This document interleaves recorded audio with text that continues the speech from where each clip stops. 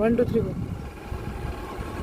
मित्रांनो, आपण आलेलो आहे दुपारच्या ह्या सैर सफारीमध्ये आणि तुम्ही पाहताय हा मुंबई गोवा महामार्ग जो नवीन बायपास महामार्ग होतोय माणगावमधून, त्याचं तुम्ही पूर्ण बघू शकता की कशा प्रकारे अतिशय सुंदर काम अगदी जलद गतीने सुरू आहे. आणि मी एक्झॅक्टली आता त्याच रस्त्यावर आहे, मात्र मी मधूनच आलेलो आहे. म्हणजे आमचा माणगावमधला दत्तनगर एरिया जो आहे तिथून आम्ही आलेलो आहोत.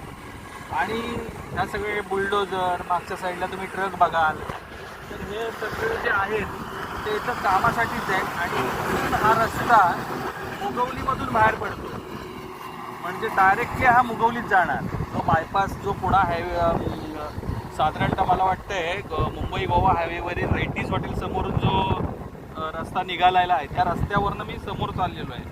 आणि मी तुम्हाला दाखवणार आहे की मी कसा आणि कुठून मध्ये घुसलेलो आहे या रस्त्यावरती. हे सरप्रायझिंग आहे माझ्यासाठी अतिशय. मी पहिल्यांदाच इथे आलो. अगदी ह्या रस्त्याच्या जवळच माझं घर आहे, पण मी कधीच ह्या रस्त्याला आलो नव्हतो. मित्रांनो, आता हा जो मी रस्त्याला आतमध्ये घुसलेलो आहे हा रस्ता दत्तनगरकडे जाणार आहे. आणि हा दत्तनगरमधून देखील एक छोटासा बायपास ह्या रस्त्यावरती काढलेला आहे. म्हणजे ह्याचं मला खूप सरप्रायझिंग वाटलं.